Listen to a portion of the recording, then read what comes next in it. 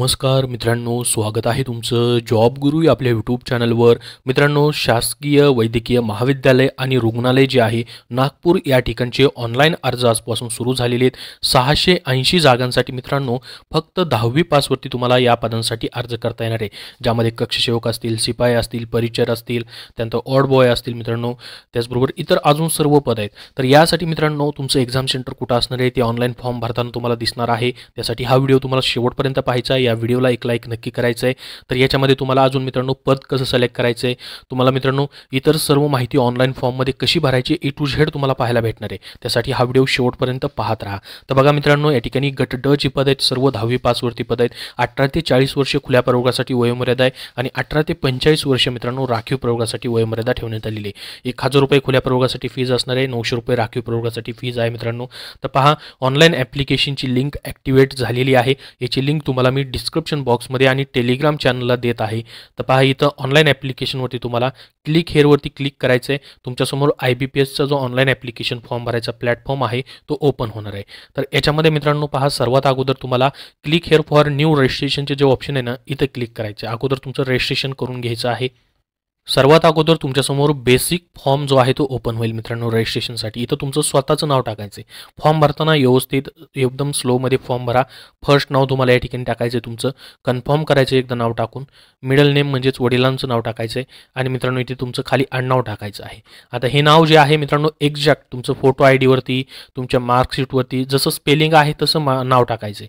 म्हणजे पहिलं नाव तुमचं इथं येणार, फक्त स्पेलिंग चुकवायची नाही आहे. ठीक आहे. त्यानंतर वडिलांचं मधलं नाव आणि आडनाव इथं खाली टाकायचं आहे, जशी स्पेलिंग आहे तसं. त्यानंतर तुमचा इथं मोबाईल नंबर टाकायचा मित्रांनो, तुमच्या जवळ असणारा.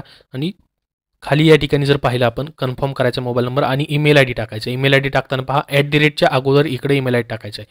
जसं की xyz@gmail.com असं असेल तुमचं, तर फक्त xyz इथे टाकायचं आहे. ऑलरेडी इथे @ आलेलं आहे, त्यानंतर इथं gmail.com सिलेक्ट करायचं आहे आणि खाली मेल ID जो आहे तो पूर्ण टाकवायचा आहे, जसं की xyz@gmail.com. त्यानंतर हा सिक्युरिटी कोड टाकून सेव्ह आणि नेक्स्टवरती क्लिक करायचं आहे. क्लिक केल्याबरोबर या ठिकाणी तुम्हाला म्हणेल की तुमचा प्रोव्हिजनल रजिस्ट्रेशन नंबर आणि तुमचा पासवर्ड इथं वरती दिसेल. याचा फोटो काढून ठेवू शकता किंवा लिहून ठेवू शकता आणि तुमच्या मेल ID वरती देखील हा येऊन जाईल. त्याच्यानंतर खाली आता पहा मित्रांनो, तुम्हाला तुमचा स्कॅन केलेला फोटो अपलोड करायचा आहे आणि तुमची सिग्नेचर अपलोड करायची आहे. सिग्नेचर अपलोड करताना आणि फोटो अपलोड करताना याची साईज काय आहे, फोटोची साईज 20 ते 50 KB दरम्यान पाहिजे मित्रांनो आणि सिग्नेचरची साईज 10 ते 20 KB दरम्यान पाहिजे. तर बघा, इथं फोटो आणि सिग्नेचर अपलोड करून आय कन्फर्मवरती क्लिक करायचे आणि नेक्स्ट बटनावरती तुम्हाला क्लिक करायचं आहे. नेक्स्ट बटनावरती क्लिक केल्याबरोबर तुम्हाला आता तुमचे डिटेल्स भरायचे आहेत, जसं की तुमची कॅटेगरी सिलेक्ट करायची मित्रांनो. तुमची कॅटेगरी कुठली आहे, समजा तुमची NTB कॅटेगरी आहे तर NTB सिलेक्ट करा आणि तुम्हाला कोणत्या जात प्रवर्गातून तुम्ही अर्ज करीत आहात ते तुम्हाला इथं लिहायचं आहे मित्रांनो. जसं की तुम्ही NTB कॅटेगरीमधून आहात, परंतु तुमच्या कॅटेगरीला जर मित्रांनो जागा नसेल तर तुम्हाला ओपनमधून अर्ज करायचा आहे, अनरिझर्वमधून अर्ज करायचा आहे, किंवा मित्रांनो तुम्ही इतर दुसऱ्या कुठल्या कॅटेगरीमधून अर्ज करू इच्छित असाल तर तेही तुम्ही सिलेक्ट करू शकता. जर NTBमधून तुम्ही आहात तर तुम्हाला मित्रांनो NTBच सिलेक्ट करावं लागणार आहे किंवा अनरिझर्व मित्रांनो सिलेक्ट करावं लागणार आहे. मग तुम्हाला जर NTBमधून अर्ज नसेल करायचं तर ठीक आहे. तर NTBमधून तुम्ही आहात तर NTB सिलेक्ट करा. तुम्ही ज्या कॅटेगरीमधून आहात ती कॅटेगरी सिलेक्ट करायची. तुमच्या कॅटेगरीला जागा आहेत का ते तुम्हाला जाहिरातीमध्ये पाहिजे. जाहिरातीची लिंक मी डिस्क्रिप्शन बॉक्समध्ये दिलेली. त्यानंतर मित्रांनो तुम्हाला विचारलेलं आहे की तुम्ही या ठिकाणी बेंचमार्क डिसेबिलिटी ऑफ 40% म्हणजेच PWDमधून येत आहात का. जर येत असाल तर येस करायचं आहे आणि त्याच्या डिटेल्स भरायचे, नसेल तर नो करायचं आहे. त्यानंतर विचारलं आहे आपणास परीक्षा दरम्यान भरपाई वेळेची आवश्यकता आहे का. म्हणजे मित्रांनो ठिकाणी do you need to compensatory time at the examination. तर याच्यामध्ये मित्रांनो हे सर्व PWD साठी आहे. हे सर्व या ठिकाणी डिसेबल झालेत नो केल्यामुळं, तर हे सर्व नो एस नो असणार आहे. तर नो राहून द्यायचे जर तुम्ही PWDमधून नसाल तर. ठीक आहे. त्याच्यानंतर खाली अर्जदार महिला आरक्षणा अंतर्गत अर्ज करीत आहेत का. जर तुम्हाला महिलांचं आरक्षण घ्यायचं आहे तर तुम्हाला इथे येस करायचं आहे आणि त्यासाठी जे मित्रांनो नॉन क्रिमिनल वगैरे असतं, खुल्या प्रवर्गासाठी 8 रद्द करण्यात आलेले महिला वर्गांसाठी नॉन क्रिमिनलची, तर ते मित्रांनो या ठिकाणी तुम्हाला सिलेक्ट करायचं आहे येस नो. तर ठीक आहे. तुमच्या कॅटेगरीनुसार मित्रांनो तुम्हाला आरक्षण आहे का महिलांसाठी, तर महिलांसाठी आरक्षण आहे मित्रांनो, परंतु याच्यामध्ये तुमचं ते नॉन क्रिमिनल सर्टिफिकेट महत्त्वाचं आहे. खुल्या प्रवर्गासाठी ती 8 रद्द आहे सध्या. ठीक आहे. आपण स्वातंत्र्य सैनिकांचे पाल्य आहात काय, तर इथं तुम्हाला येस नो करायचं आहे. 1991चे जनगणना कर्मचारी आहेत काय, तर नो करायचे असेल तर येस करायचं आहे. त्यानंतर निवडणूक कर्मचारी आहेत काय तुम्ही 1994 नंतरचे. त्याच्यानंतर उन्नत व प्रगत गटात मोडत नसल्याचे वैध प्रमाणपत्र म्हणजेच तुमच्याकडं नॉन क्रिमिनल प्रमाणपत्र आहे का मित्रांनो. जर तुम्ही कॅटेगरीमधून अप्लाय करताय तर तुम्हाला नॉन क्रिमिनल प्रमाणपत्र लागणार आहे. तर याच्यामध्ये मित्रांनो त्यांनी तारीख काय दिली हे लक्षात राहून द्या. 31 जानेवारी 2024 पूर्वी मित्रांनो तुमचं या ठिकाणी नॉन क्रिमिनल पाहिजे. म्हणजे व्हॅलिड कधीपर्यंत पाहिजे 31 जानेवारी फेब्रुवारी मार्च महिन्यापर्यंत पाहिजे मित्रांनो. तुम्हाला मार्च महिन्यापर्यंत असतं. 31 मार्च 2024 पर्यंत तुमचं नॉन क्रिमिनल व्हॅलिड पाहिजे. तुमच्या नॉन क्रिमिनलवरती खाली डेट असेल पहा कुठपर्यंत व्हॅलिड आहे ते. ठीक आहे मित्रांनो, तिथपर्यंत असेल तर तुम्ही येस करा. अन्यथा मग तुम्हाला खुल्या प्रवर्गातून अर्ज भरावा लागणार आहे जर तुमच्याकडे नॉन क्रिमिनल नसेल तर. SC ST साठी नॉन क्रिमिनल मित्रांनो लागत नाही, हे लक्षात राहू द्या. तर इथं तुम्हाला मग येस करायचं आहे. आणि मित्रांनो इथं खाली लिहिलं नॉन क्रिमिनल सर्टिफिकेट नंबर तुम्हाला मग त्याचा टाकायचा आहे तुमच्याकडे असेल तर. ठीक आहे. त्याच्यानंतर तुम्ही ते कुठून घेतलेलं आहे ते टाकायचं आहे मित्रांनो. हे प्रमाणपत्र नॉन क्रिमिनल प्रमाणपत्र इश्यू कुठून झालेलं आहे, खाली ज्यांची साईन असते मित्रांनो त्या अधिकाऱ्याचं नाव असतं ते टाकायचे. त्याच्यानंतर इथं मित्रांनो कास्ट सर्टिफिकेट इश्यू उमेदवाराकडं जे प्रमाणपत्र आहे, जात वैधता प्रमाणपत्र असेल किंवा कास्ट सर्टिफिकेट आहे ते आहे का, तर तुम्हाला येस करायचं आहे. कॅटेगरीमधून फॉर्म भरताना तर त्याचा कास्ट सर्टिफिकेट नंबर देखील इथं टाकायचा आहे. आणि जात वैधता प्रमाणपत्र तुमच्याकडे आहे का, कास्ट व्हॅलिडिटी आहे का. जर नसेल तर नो करा, असेल तर येस करा. कास्ट व्हॅलिडिटी नसेल तरी चालते, लगेच त्याची गरज नाही. तुमच्याकडे फक्त कास्ट सर्टिफिकेट असेल तरी चालेल. ठीक आहे. त्याच्यानंतर खाली पहा मित्रांनो EWS उमेदवाराकडे आर्थिकदृष्ट्या दुर्बल घटक प्रमाणपत्र आहे का, EWSचं आहे का तुमच्याकडं. तर इथं मित्रांनो जर तुम्ही EWS सिलेक्ट केलेलं आहे तर तुम्हाला येस करून त्याची माहिती भरायची. त्यानंतर तुम्ही एक सर्व्हिसमॅनमधून आहात का, जर असाल तर येस करा, अन्यथा नो. अर्जदार दिव्यांग माजी सैनिक आहेत काय. त्याच्यानंतर मित्रांनो या ठिकाणी पुढं पहा, त्यांनी विचारलेलं की आपण युद्ध सैन्य किंवा दलातील मृत पावलेले किंवा अपंग झालेल्या सैनिकाचे कुटुंबीय आहेत काय, तर इथं तुम्हाला येस नो करायचं आहे. त्याच्यानंतर खाली पहा, तुम्ही खेळाडूमधून आरक्षण घेऊ इच्छिता का, तुम्ही अनाथ आरक्षण घेऊ इच्छिता का, तुम्ही पदवीधर आहात ज्यांनी किमान 3 वर्षे सरकारी कार्यालयाअंतर्गत अंशकालीन कर्मचारी म्हणून काम केले आहे, तसं आहे का तुमच्याकडं, तर असेल तर येस करायचं, अन्यथा नाही. प्रकल्पग्रस्त आहात का, भूकंपग्रस्त आहात का. त्याच्यानंतर आत्महत्याग्रस्त शेतकऱ्याची पत्नी किंवा पाल्य तुम्ही आहात का, तर येस नो करायचे. त्याचं सर्टिफिकेट तुमच्याकडे असणं गरजेचं आहे. आणि मित्रांनो अर्जदार महाराष्ट्राचा रहिवासी आहे काय, तर इथं तुम्हाला येस करायचं आहे. त्यानंतर आपण कर्नाटक सीमा भागातील महाराष्ट्र शासनाने दावा केलेल्या 856 गावातील मराठी भाषिक उमेदवार आहात का, जर असेल तर येस करा, अन्यथा नो करा. तुमच्याकडे आधार कार्ड आहे का, तर तुम्हाला इथं येस करायचं आहे. आधार कार्डचा नंबर या ठिकाणी तुम्हाला भरायचा आहे. त्यानंतर तुम्ही धार्मिक अल्पसंख्याक समाजातील आहात की नाही, मायनॉरिटी कम्युनिटीमधून असाल तर येस करा, अन्यथा नो. त्यानंतर या ठिकाणी अर्जदाराचा धर्म तुम्हाला सिलेक्ट करायचा आहे, जे पण असेल तिथून सिलेक्ट करा. त्यानंतर उमेदवाराचे राष्ट्रीयत्व ऑलरेडी इंडियन आलेलं आहे. आता मित्रांनो महत्त्वाचं आहे परीक्षा केंद्र, कुठं कुठं परीक्षा होतील पहा, हे खूप महत्त्वाचं आहे. बरेच विद्यार्थी याबद्दल विचारत होते. तर बघा, मुंबई, नवी मुंबई, ठाणे MMR रिजन, नागपूर, चंद्रपूर, पुणे, गोंदिया, वर्धा, औरंगाबाद, छत्रपती संभाजीनगर, भंडारा, अमरावती याच ठिकाणी तुमच्या फक्त परीक्षा होतील. तर मित्रांनो इथून तुम्हाला जे पण तुमच्या नजदीकचं जवळचं केंद्र असेल ते तुम्हाला सिलेक्ट करायचं आहे. तर नागपूरमधून असाल तुम्ही, नागपूरमध्ये जॉब लोकेशन आहे तर नागपूर ही सिलेक्ट करू शकता, पुणे करू शकता, गोंदिया, वर्धा या ठिकाणी तुमचे परीक्षा सेंटर असणार आहेत. पूर्ण ऑल ओव्हर महाराष्ट्रामध्ये नाही आहेत मित्रांनो. त्याच्यानंतर खाली पहा, date of birth of candidate, तुमची डेट ऑफ बर्थ या ठिकाणावरून सिलेक्ट करा. जी पण तुमची मंथ इयर असेल ते व्यवस्थित सिलेक्ट करायचं आहे. त्या डेट ऑफ बर्थ जशी मित्रांनो तुमच्या डॉक्युमेंटवरती आहे तशी सिलेक्ट करा, याच्यामध्ये चूक करू नका. तर इथं एज तुमचं ॲटोमॅटिक कॅल्क्युलेट होणार आहे. अशा पद्धतीने पहा, कॅन्डिडेटचं जेंडर सिलेक्ट करायचं आहे. त्याच्यानंतर तुम्ही जुळे भावंड आहेत का, जर असेल तर येस करा, अन्यथा नो करा. त्यानंतर मित्रांनो खाली वैवाहिक स्थिती, तुम्ही मॅरिड आहात की अनमॅरिड आहात तेही तुम्हाला या ठिकाणावरून सिलेक्ट करायचं आहे. त्यानंतर वडिलांचं नाव टाकायचं आहे, इथं आईचं नाव टाकायचं आहे. आणि जर मॅरिड असाल मित्रांनो तर इथं पत्नीचं नाव देखील तुम्हाला टाकायचं आहे.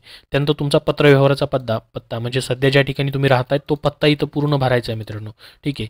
आणि समजा जर तुमचा पत्रव्यवहाराचा पत्ता सध्या ज्या ठिकाणी राहताय तोच पत्ता तुमचा कायमस्वरूपी असेल, डॉक्युमेंटवरती देखील कायमस्वरूपी त्याच ठिकाणी तुम्ही राहत असाल तर सेम ॲज अबोव करायचे, म्हणजे वरचा ॲड्रेस मित्रांनो आपोआप खाली येऊन जाईल. त्यानंतर आता पहा तुम्हाला मित्रांनो अमाऊंट किती भरायचे तुमच्या कॅटेगरीनुसार इथं दाखवेल. जसं की कॅटेगरीमधून असाल तर 900 रुपये असेल आणि खुल्या प्रयोगासाठी 1000 रुपये असेल. त्याच्यानंतर तुम्हाला व्हॅलिडिटी युअर डिटेल्सवरती आता क्लिक करायचं आहे. सेव्ह आणि नेक्स्ट केल्याबरोबर आता तुमच्यासमोर एज्युकेशन डिटेल्स भरण्याचं ऑप्शन येईल, जे की मित्रांनो तुमचं एज्युकेशन 30/12/2023 पर्यंत कंप्लीट झालेलं पाहिजे. ज्याच्यामध्ये पहिल्यांदा त्यांनी विचारले पहा 10वीचं कंपल्सरी आहे, कारण की 10वी पासवरतीच ही पदं भरली जात आहेत.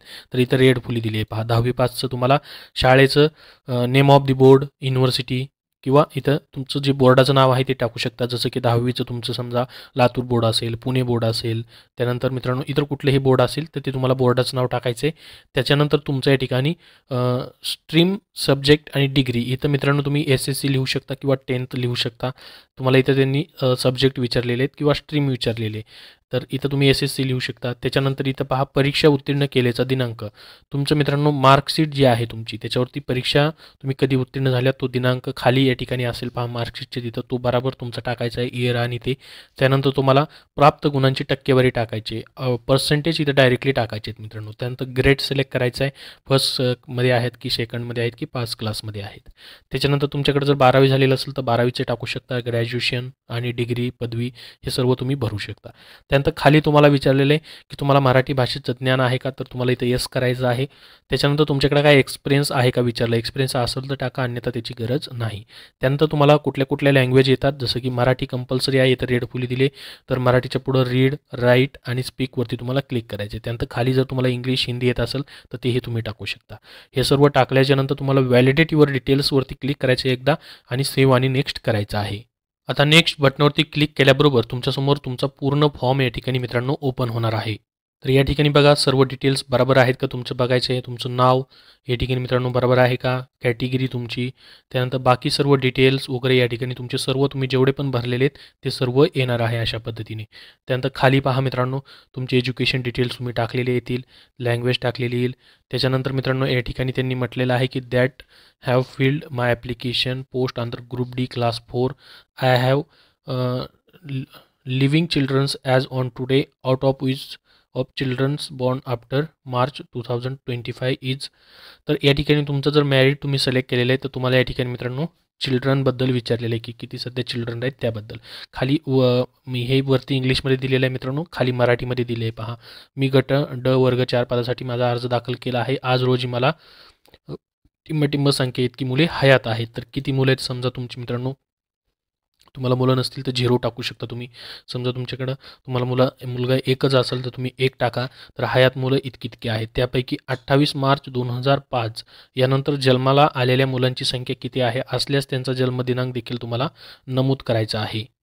तर या ठिकाणी पहा मित्रांनो, आज रोजी समजा तुम्हाला एकच मुलगा असेल आणि त्या मुलाचा जन्म जर मित्रांनो 28 मार्च 2005 नंतरचा असेल तर तरी देखील मग हयात मुलं किती तुम्हाला 28/5/2005 नंतरची असतील तर इथं तुम्हाला मित्रांनो मग एकच टाकायचं आहे. ठीक आहे, 28/5/2005 नंतर किती जन्माला आलेली मुलं आहेत ती इथं तुम्हाला टाकायचं आहे. समजा हयात म्हणजे आज रोजी जी मुलं आहेत तुम्हाला ती जर 28/5/2005 नंतरचीच असतील तर मग ती इथं देखील 30 संख्या येईल आणि इथं देखील 30 संख्या येणार आहे.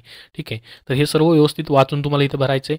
आणि 28 मार्च 2005 नंतर जन्माला आलेली मुलांची संख्या जी आहे तुम्ही इथं टाकली तर त्यांचा जन्मदिनांक इथं तुम्हाला मित्रांनो सिलेक्ट करायचा आहे, कुठल्या तारखेला जन्म झालेला आहे तो सिलेक्ट करायचा आहे. ठीक आहे, आणि त्यानंतर इथं तुम्हाला आय ॲग्री करायचं आहे मित्रांनो आणि तुमची साईन देखील आलेली आहे. त्यानंतर कंप्लीट रजिस्ट्रेशनवरती तुम्हाला इथं क्लिक करायचं आहे. एकदा कंप्लीट रजिस्ट्रेशन केले की तुमच्यासमोर आता तुमचा लेफ्ट थंब इम्प्रेशन अपलोड करायचं ऑप्शन येईल पहा आणि hand written declaration. Left thumb impression जो आहे मित्रांनो म्हणजे तुमचं डाव्या हाताच्या अंगठ्याचं इम्प्रेशन तुम्हाला या ठिकाणी द्यायचं आहे. गाईडलाईन्स काय काय दिलेले आहेत पहा त्यासाठी. लेफ्ट थंब इम्प्रेशन जे आहे मित्रांनो व्हाईट पेपरवरती तुम्हाला काय करायचं आहे, तुमचा लेफ्ट थंब ठेवायचा आहे ज्याच्यामध्ये ब्लॅक किंवा ब्लू कुठलीही शाई तुम्ही वापरू शकता. आणि मित्रांनो तो लेफ्ट थंब इम्प्रेशन तुम्हाला स्कॅन करायचा आहे ज्याची साईज 20 ते 50 KB दरम्यान पाहिजे आणि तो तिथं अपलोड करायचा आहे. त्यानंतर हँड रिटन डिक्लेरेशन जे आहे मित्रांनो IBPSसाठी कशा पद्धतीचं असतं तर याच्यामध्ये त्यांनी म्हटलं की हँड रिटन डिक्लेरेशन ज्याच्यामध्ये कॅपिटल लेटर्समध्ये मित्रांनो नसावं, not be written capital letters. The applicant has to write the declaration in English clearly on white paper with black किंवा ब्ल्यू इंक. काळ्या पेनाने किंवा निळ्या पेनाने तुम्ही इंग्लिशमध्येच लिहायचं आहे, कॅपिटल लेटर्समध्ये लिहायचं नाही मित्रांनो, लक्षात राहू द्या. आणि हँड रिटन डिक्लेरेशनची साईज 50 ते 100 KB दरम्यान या ठिकाणी पाहिजे. आता हँड रिटन डिक्लेरेशन मित्रांनो कसं असतं ते तुम्हाला दाखवतो, काय लिहायचं त्याच्यामध्ये तुम्हाला बघा. या ठिकाणी एक कोरा पेज तुम्हाला घ्यायचं मित्रांनो, त्याच्यामध्ये असं लिहायचं आहे. सुरुवात करायची पहा declaration dash dash dash I, नाही इथं डॅश नाही द्यायचा मित्रांनो, इथं आय लिहायचं आहे, कॉमा द्यायचा आहे. नेम ऑफ द कॅन्डिडेट इथे तुमचं लिहायचं आहे आय डॅश डॅश, इथं तुमचं नाव. Hereby declare that all the information submitted by me in the application form is correct, comma true and valid, इथं फुल स्टॉप द्यायचा आहे. I will present the supporting documents as and when required, इथं एवढंच लिहायचं आहे. आणि खाली इथं तुमची सिग्नेचर मित्रांनो करायची आहे. तर हे हस्तलिखित घोषणा आहे मित्रांनो, अशा पद्धतीने लिहायचं आहे. हँड रिटेल डिक्लेरेशन हे तुमचं अशा पद्धतीने असणार आहे. एवढंच लिहायचं आहे. हे कॅपिटल लेटरमध्ये मित्रांनो लिहायचं नाही, लक्षात राहू द्या. किंवा ब्ल्यू किंवा काळ्या पेनाने, कुठल्याही पेनाने तुम्ही अशा पद्धतीने लिहू शकता. आणि याला स्कॅन करायचं आणि अपलोड करायचं आहे. किंवा मित्रांनो साईन नाही केली तरी चालतं. काही ठिकाणी साईन करण्यासाठी सांगितलेलं आहे, काही ठिकाणी नाही आहे. फक्त तुम्ही एवढं जरी लिहिलं वळीमध्ये, I dash dash name of the candidate, तुमचं नाव, hereby declare that all information submitted by me in the application form is correct, true and valid, I will present the supporting document as and when required, एवढं जरी लिहिलं मित्रांनो तरी चालतं. Sine जरी नाही केली तरी देखील चालेल. ठीक आहे. तर तुमच्या ह्याच्यावरती मित्रांनो आता डिक्लेरेशन असं असतं, हे तुम्हाला मी नमुना दाखवलेलं आहे, त्यांनी जाहिरातीमध्ये दिलेलं नाही आहे. तरी देखील तुम्ही फक्त एवढ्या 3च ओळी लिहिल्या तरीही चालतं. ठीक आहे. तेवढं जरी स्कॅन करून अपलोड केलं तरी चालेल. सर्व अपलोड झाल्यानंतर सेव्ह आणि नेक्स्टवरती तुम्हाला क्लिक करायचं आहे. या ठिकाणी मित्रांनो तुम्हाला विचारेल की या ठिकाणी एकदा ओके केल्यानंतर मित्रांनो परत तुम्हाला एडिट करता येणार नाही. तर आता तुम्हाला पेमेंटचं ऑप्शन आलेलं आहे पहा. या ठिकाणी हा जो कॅप्चा कोड दिलेला आहे त्यांनी, तो कॅप्चा कोड तुम्हाला भरायचा आहे आणि मित्रांनो सबमिट बटनावरती क्लिक करायचं आहे. सबमिट केल्यानंतर मित्रांनो तुम्हाला परत याच्यामध्ये एडिट करता येत नाही. तर एकदा विचारेल ती की ओके करायचं आहे की नाही, तर ओकेवरती क्लिक करा. तुमच्यासमोर मग तुमचं पेमेंटचा फॉर्म जो आहे तो ओपन होणार आहे. पेमेंटमध्ये पहा मित्रांनो तुम्ही क्रेडिट कार्ड, डेबिट कार्ड, त्यानंतर वॉलेट, QR कोडने देखील पेमेंट करू शकता. या ठिकाणी पहा भीम UPIचं ऑप्शन आहे. इथं मेक पेमेंटवरती क्लिक केलं की प्रोसीड विथ पेमेंट क्लिक करायचं तुम्हाला. तुमच्यासमोर हा स्कॅन जो आहे QR कोड, तो स्कॅन करायला ऑप्शन येईल पहा. इथं तुम्ही स्कॅन करून देखील याचं मेक पेमेंट करू शकता. तुमच्यासमोर पहा अशा पद्धतीने ट्रान्झॅक्शन ॲक्नॉलेजमेंट येईल. इथं तुम्हाला सक्सेस दाखवेल. तर त्याच्यानंतर तुम्हाला प्रिंटचं ऑप्शन येईल पहा. प्रिंट तुम्ही या ठिकाणी तुमचं जे आहे पेमेंट झालेलं स्लिप त्याची प्रिंट करू शकता.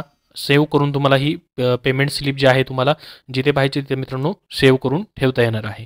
त्याच्यानंतर मित्रांनो आता तुम्हाला या ठिकाणी म्हटलेलं आहे की याचं तुमचा फॉर्म जो आहे पूर्ण कुठं पाहायला भेटेल. तर पुन्हा एकदा तुम्हाला रिक्रुटमेंट सेक्शनमध्ये यायचं मित्रांनो. या ठिकाणी इथं तुम्हाला एकदा ऑनलाईन फॉर्मवरती परत एकदा क्लिक करायचं आहे. इथं तुमचा युजर ID आणि पासवर्ड जो तुम्हाला भेटलेला मित्रांनो तो टाकायचा आहे आणि सबमिट करायचा आहे. सबमिट केल्याबरोबर पहा तुमच्यासमोर अशा पद्धतीने लगेच तुमचा फॉर्म जो आहे तो ओपन होईल. इथं वरच्या कोपऱ्यामध्ये पहा print application, print documents option आहे. डॉक्युमेंट प्रिंटवरती क्लिक केलं की तुमचं लेफ्ट थंब इम्प्रेशन, तुमचं सिग्नेचर आणि त्यानंतर खाली पहा अशा पद्धतीने या ठिकाणी तुमचं हँड रिटन डिक्लेरेशन बी येणार आहे. तर हे प्रिंट डॉक्युमेंटेशनसाठी झालं. त्याच्यानंतर वरती जर मित्रांनो पाहिलं तर तुमचं फॉर्म दिसेल तुम्हाला. प्रिंट ॲप्लिकेशनवरती क्लिक करा. तुमच्यासमोर अशा पद्धतीने हा PDF फाईलमध्ये फॉर्म जो आहे तो या ठिकाणी प्रिंट करायचं ऑप्शन येणार आहे. याच्यामध्ये सर्व माहिती त्यांनी दिलेली आहे. तर हा फॉर्म एकदा मित्रांनो सेव्ह करून ठेवा जेणेकरून तुम्हाला पुढं कामाला येणार आहे. तर अशा पद्धतीने तुम्हाला ऑनलाईन फॉर्म भरायचा आहे मित्रांनो. या ठिकाणी संपूर्ण माहिती तुम्हाला दिलेली आहे. इथं तुमची रिसिप्ट प्रिंटचं देखील ऑप्शन दिलेलं आहे. याच्याबद्दल अजून तुमचे काय प्रश्न असतील तर कमेंट बॉक्समध्ये कमेंट करून मला नक्की विचारा. हा व्हिडिओ मित्रांनो नक्की लाईक करा. धन्यवाद.